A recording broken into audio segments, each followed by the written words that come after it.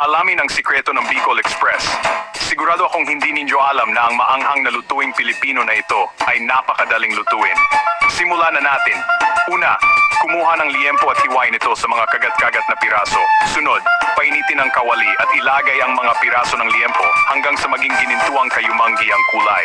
Ngayon, ilagay ang diniktik na bawang at igisa hanggang sa maging mabango.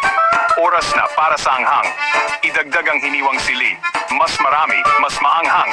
Ibuhos ang gata ng niyog at hayaan itong kumulo hanggang sa maging perpekto. Huwag kalimutan ang kaunting bagoong para sa alat. Haluin ang lahat ng sangkap at hayaan itong maluto hanggang sa lumapot ang sarsa. Ihain ito ng mainit kasama ang mainit na kanin at ayan na ang Bicol Express. Enjoy ng maanghang, creamy at napakasarap na luto. Mag-like, mag-share at mag-subscribe para sa mas marami pang masasarap na recipe. Masayang pagluluto.